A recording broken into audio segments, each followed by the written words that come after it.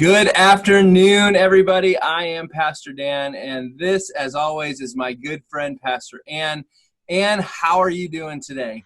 I'm doing okay. Feeling a little bit bad. There's something I wanted to say to you. Okay. On Sunday during our first service pre-show, I kind of like stopped listening to you, sort of ignored you. And I was pretty honest about it right in the show and said, sorry, I tuned you out.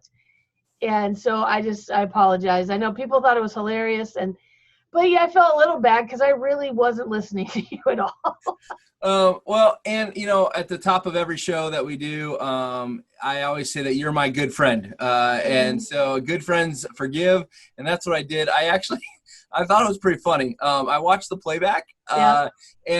no joke, you truly zoned me out, like you were in your own world. The bonus for you is I'm pretty used to that. My wife has that look down, and so I'm used to that. So I kind of felt right at home Yeah. with that. Even the comment, she follows up with that pretty often as well. So Okay. Well, I felt bad about it. I just wanted to get that out of the way.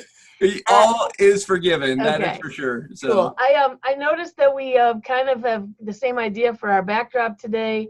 Um, I'm wondering if that comes a little bit from us playing golf this last week. yeah, You know, I don't know if people know that you and I are not just friends in the office, that we right? actually are friends outside the office too. So when we We use the are. word good friends, it happens. So Yeah. you and I, we went golfing with some people Hmm. on Saturday. Had a pretty good time. It's We good. did. Yeah. Who won?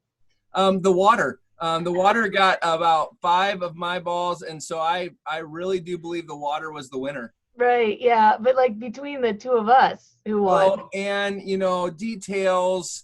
I don't think were we keeping score. No, I think we stopped after a while. Yeah, but if I probably had to remember, I don't think I was the winner. No.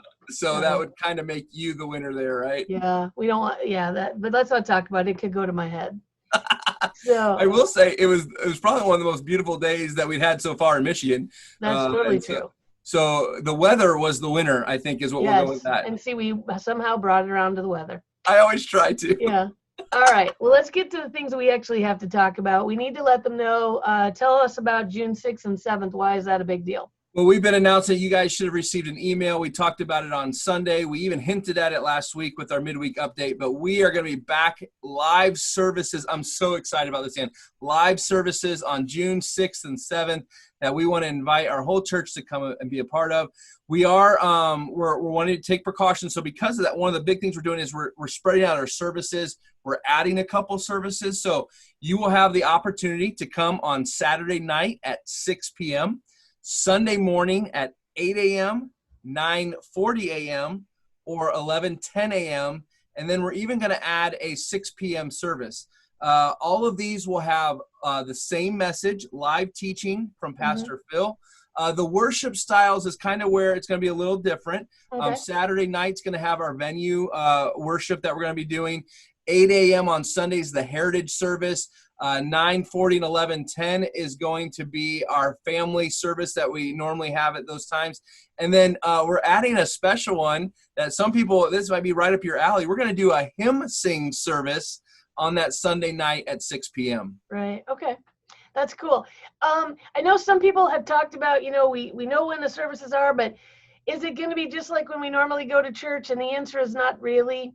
Yeah. The building's different. The way you're going to come in is different. And so to kind of help people with that, you and I are going to be doing a video next week that will play throughout the week so people can watch. And it's going to be kind of like what to expect when you come to church on Sunday or on Saturday. Yeah, you and I in the video making services, I don't know when that made the big switch, but we're getting really good at this. We are. And I think it'll be interesting. We're going to walk people through coming in the doors. What does everything look like? One of the things we want to let people know, Dan, is that is a big difference right now, is that we have no children's ministry for the foreseeable future. We don't have classes like people who come to Sunday classes. It's really going to be come for a service, come together. You're going to worship as a family. Kids are going to be with you. We want moms and dads to know that. But we are working to make a family-friendly service. And so just letting people know There will be a room for, diaper changing and things, but not a place for kids to go hang out. So that's a big difference, but we'll talk about that in the video. We'll cover everything they need to know from the time they pull in the parking lot to the time they leave in that video next week. And our real goal with this, and we've talked about this as staff multiple times too, is safety. Right. We have the freedom to meet and do church, and we're looking forward to that. But as we do that, we also have the responsibility to make sure that we keep everybody safe when they enter the building. And that, I know, for us is a top priority. And so we really are going to engage in phases as we bring people back. But man, I got to tell you, Ann, it's going to be awesome to see everybody from a social distance. Right, from a nice social distance. So, hey, Dan, we've put out a challenge last week.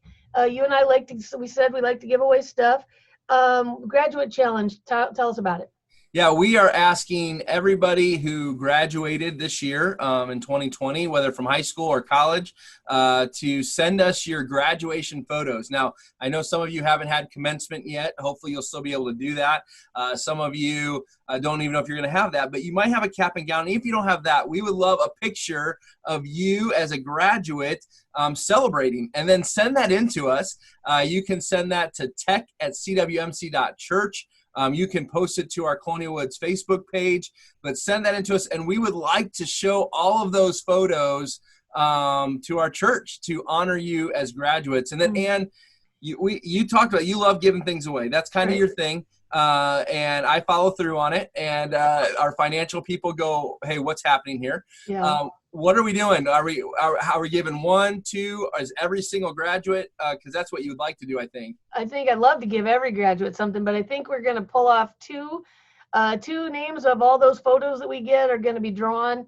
And I think we're working on, you and I were talking even this morning about what kind of a care package, gift bags type of thing.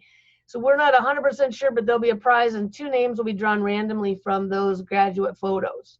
And June 3rd is that deadline where we need all the photos in so that we can show those. I believe we're going to try and show them that first week that we're back live. And so we'll show them on the pre-show as well as kind of have that as in our pocket. Yeah, we'll see how that goes. I know the tech team sometimes we make plans and they say no.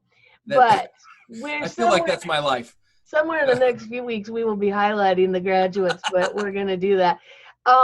So I think that pretty much covers it, though. We don't want this to get too long. I think we've kind of covered everything we need to.